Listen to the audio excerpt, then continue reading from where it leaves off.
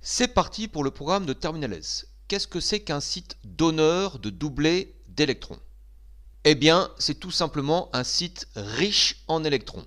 Il y en a de plusieurs sortes. Ça peut être un atome qui a un doublet non liant, qui a une charge électrique négative, partielle ou non, mais ça peut être aussi une liaison multiple. Un site accepteur d'électrons, c'est le contraire, c'est un site qui est pauvre en électrons et qui est susceptible d'accepter un doublet d'électrons pour faire une liaison. De manière générale, ça sera un atome qui a une charge électrique positive, partielle ou non. Si le jour du bac on vous demande d'identifier les sites accepteurs et les sites donneurs, je vous conseille de faire une petite légende, du style j'entoure en rouge les sites accepteurs et j'entoure en bleu les sites donneurs. C'est ce qu'on va faire. Voilà, cherchons les sites donneurs dans les exemples ci-dessous. L'atome de chlore possède des doublets non liants et une charge partielle négative. Comme il est plus électronégatif que le carbone, c'est donc un site donneur de doublets d'électrons. L'atome d'oxygène possède des doublets non liants et une charge négative dans cet ion, c'est donc un site donneur. Dans la molécule d'eau, l'atome d'oxygène étant plus électronégatif, il a deux charges partielles négatives, il a en plus des doublets non liants, c'est aussi un site donneur. La double liaison est un site riche en électrons, c'est un site donneur. Les sites accepteurs, le carbone de cette liaison polarisée, il a une charge partielle positive. L'ion H+ a une charge positive. Les deux atomes d'hydrogène de la molécule d'eau ont une charge partielle positive. Dans l'ion hydroxyde, la charge positive partielle n'est pas indiquée, mais comme O est plus électronégatif que H, forcément H a une charge partielle positive, c'est donc un site accepteur. Entrons dans le vif du sujet, les mécanismes réactionnels. Alors qu'est-ce que c'est? Il s'agit des différentes étapes d'une réaction chimique qu'on représente en général par des flèches courbes. Deux types de flèches. Celles qui correspondent à la formation d'une liaison covalente et celles qui correspondent à la rupture d'une liaison covalente. Les premières, on les fera en bleu. Et c'est très simple, la flèche courbe doit être orientée du site donneur vers le site accepteur, à l'endroit où se forme la liaison covalente. Par exemple, ici, on voit bien qu'une nouvelle liaison s'est formée. Elle est en rouge sur l'équation. On symbolise cette étape par une flèche bleue qui part de l'oxygène site donneur avec sa charge négative vers le carbone avec sa charge positive, site accepteur. Autre exemple, ici la nouvelle liaison entre le carbone et hydrogène est symbolisée par la flèche bleue qui part du site donneur correspondant à la double liaison associée au carbone de gauche vers le site accepteur correspondant à l'ion H+. Deuxième type de flèche qu'on représentera en rouge, celles qui correspondent à la rupture d'une liaison. Alors cette fois, la flèche doit être orientée de la liaison qui va être brisée jusqu'à l'atome le plus électronégatif qui va partir avec les électrons du doublet correspondant à la liaison. Par exemple, ici, le brome est plus électronégatif que le carbone. La liaison qui se brise est en rouge. On voit qu'à la fin, on obtient l'ion bromure qui est parti avec les deux électrons du doublet.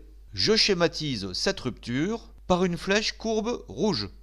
Alors n'oubliez pas sur votre copie de bac de mettre une petite légende. Bleu pour formation d'une liaison, rouge pour rupture d'une liaison. Quelquefois dans la même étape, on peut avoir les deux types de flèches.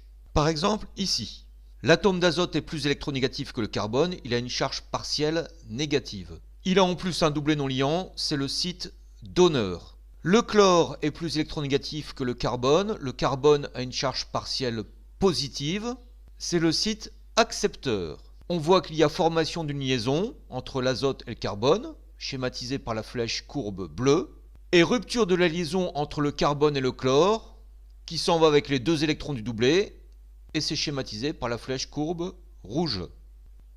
Pour finir, on va voir quelques exemples tirés des épreuves de bac. Alors déjà sur votre copie, n'oubliez pas d'écrire la légende qui précise le choix de vos couleurs pour les liaisons et pour les sites.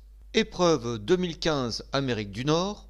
Il s'agit du mécanisme réactionnel de la synthèse d'un savon et on vous demande de représenter les flèches courbes et de justifier les orientations. Dans toutes ces étapes, chaque fois qu'on rencontrera une liaison carbone-oxygène, l'oxygène étant plus électronégatif que le carbone, ça sera une liaison polarisée, avec une charge partielle pour l'oxygène, négative, et une charge partielle positive pour le carbone. Même raison et même constat pour la liaison oxygène-hydrogène.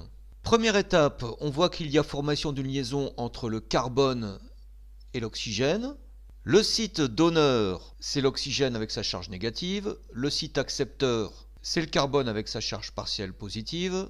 Je fais une flèche de formation de liaison du donneur vers l'accepteur.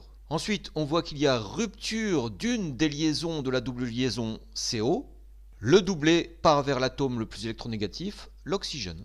Deuxième étape, on voit qu'il y a formation d'une nouvelle liaison entre l'oxygène et le carbone. La liaison étant polarisée, le carbone c'est l'accepteur, l'oxygène c'est le donneur. Je fais la flèche du donneur vers l'accepteur. On voit ici qu'il y a rupture de la liaison entre le carbone et l'oxygène du dessous. Le doublé part avec l'oxygène qui est l'atome le plus électronégatif. Étape C. Il y a tout d'abord rupture de la liaison OH. Le doublé part vers l'oxygène le plus électronégatif. Mais on voit aussi qu'il y a formation d'une nouvelle liaison entre l'oxygène de OR' et l'hydrogène. L'oxygène étant le site donneur, l'hydrogène avec sa charge partielle positive, le site accepteur. Je fais la flèche de formation de liaison. Voilà, c'est fait. Dernier exemple, il s'agit de l'épreuve Centre étranger 2014, la synthèse du paracétamol. Une des étapes de cette synthèse est reproduite ici, et on vous demandait de représenter les flèches courbes en les justifiant.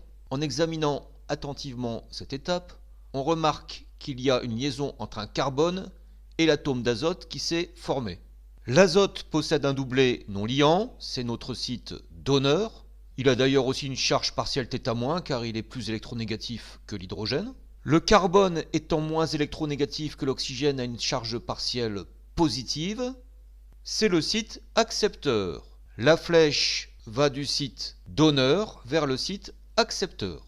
Bon, on remarque aussi qu'il y a rupture d'une des liaisons de la double liaison CO. Le doublé d'électrons va vers l'atome le plus électronégatif qui est l'oxygène. Je fais une flèche de la liaison brisée vers l'oxygène. Voilà, c'est fini. Bonne révision. Et si vous avez besoin d'un éclaircissement supplémentaire sur une partie de la vidéo, n'hésitez pas à laisser un commentaire.